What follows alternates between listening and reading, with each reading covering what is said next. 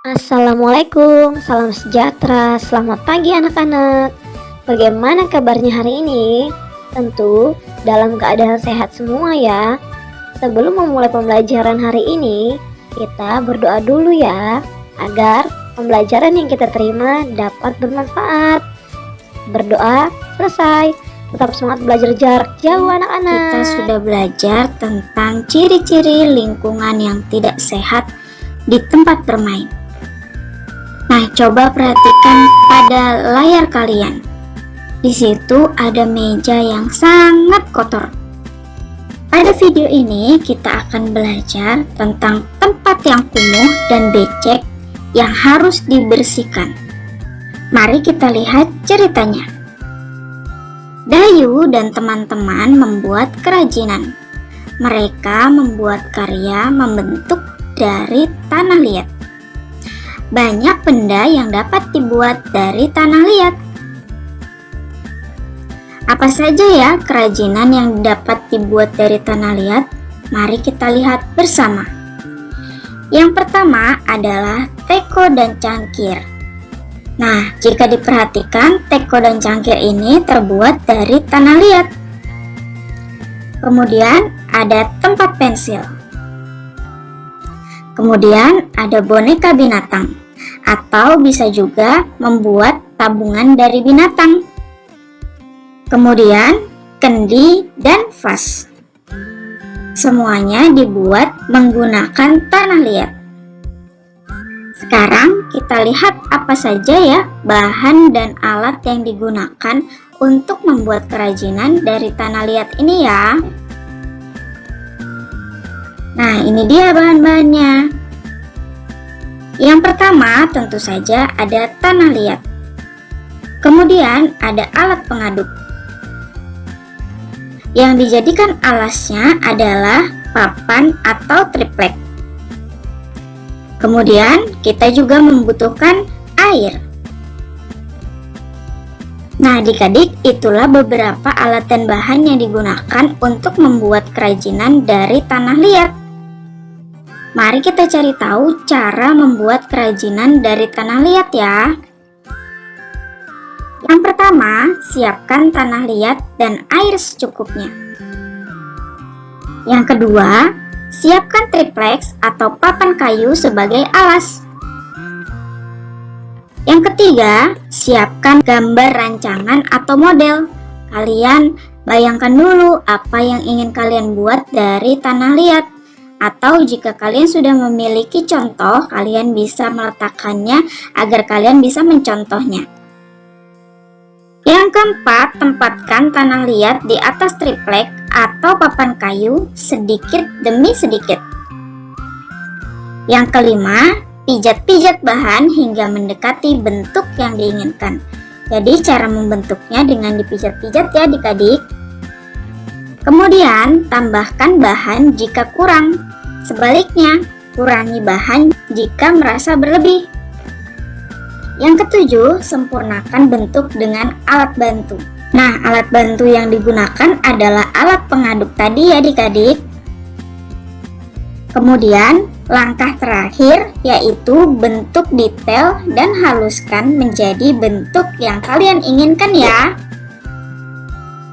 Dayu dan teman-teman sedang membuat kerajinan dari tanah liat bersama. Ketika sedang membuat kerajinan tanah liat, mereka bercakap-cakap dan membicarakan sesuatu. Dayu berkata, "Teman-teman, tempat kita menjadi becek, kumuh, dan banyak bercak-bercak tanah. Tempat ini harus kita bersihkan kembali." Kemudian Benny menjawab, "Betul," kata Dayu, "tempat ini juga berantakan. Kita juga harus merapikannya kembali." Nah, adik-adik, membuat kerajinan dari tanah liat dapat membuat lingkungan menjadi kotor. Setelah membuat kerajinan, lingkungan harus segera dibersihkan ya. Tempat yang kumuh dan becek harus dibersihkan. Tempat kumuh membuat lingkungan menjadi bau.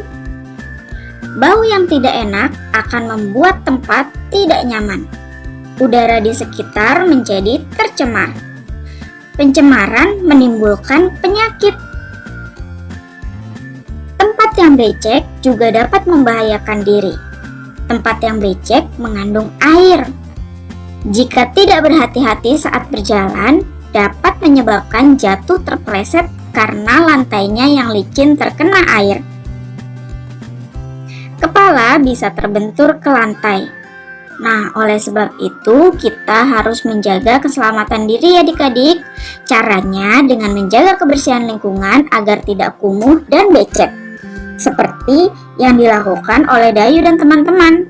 Setelah mereka membuat kerajinan dari tanah liat yang menggunakan air juga, maka mereka segera merapikan tempatnya kembali supaya tempatnya kembali bersih dan aman untuk digunakan.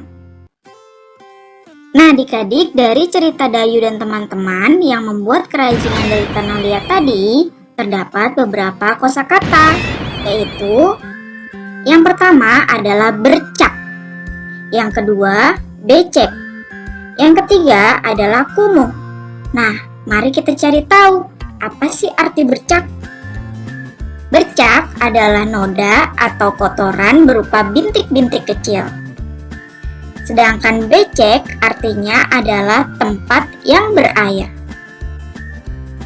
Kemudian kumuh artinya adalah kotor atau tercemar. Ingat-ingat ya adik-adik kosakata yang baru kita pelajari hari ini. Dayu dan teman-teman telah selesai membuat kerajinan dari tanah liat. Kerajinan Dayu berupa vas bunga. Vas bunga Dayu berbentuk prisma. Adik-adik sudah tahu bentuk prisma? Nah, ini dia bentuk prisma. Sama kan seperti vas yang dibuat oleh Dayu. Vasnya berbentuk prisma.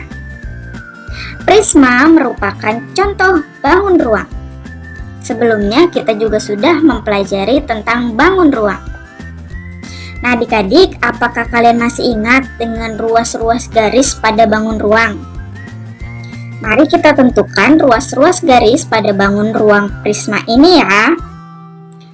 Masih ingat kan adik-adik cara menentukan ruas-ruas garisnya? Kita mulai dari yang paling bawah, kemudian sisi yang atas, dan dilanjutkan dengan sisi samping atau sisi depan belakang. Kita mulai dari sisi yang paling bawah dulu ya. Yang pertama adalah ruas garis AB. Kemudian ruas garis BC. Kemudian ruas garis AC atau CA. Nah, ini adalah bagian alas atau bagian sisi yang di bawah. Sekarang kita pindah ke bagian yang di atas. Ruas garis yang ada di atas adalah DE, EF, dan DF. Nah, sekarang tinggal bagian di depan atau di samping-samping belakang ini ya. Yang pertama adalah CF. Kemudian yang di depan sini adalah AD. Kemudian BE. Nah, apakah masih ada lagi adik-adik yang belum kita sebutkan? Tidak ada ya. Sekarang kita hitung jumlah ruas garis yang dimiliki oleh prisma di samping ini ya. 1, 2, 3, 4, 5, 6, 7, 8, 9. Nah, jadi prisma segitiga memiliki 9 ruas garis. Mudah sekali kan adik-adik? Adik-adik juga bisa mengerjakan soal latihan agar lebih paham. Ayo anak-anak kerjakan soal-soal latihan berikut ini. Jawablah dengan jujur dan mandiri. Tidak boleh ditulisi oleh ayah, ibu, atau yang lain.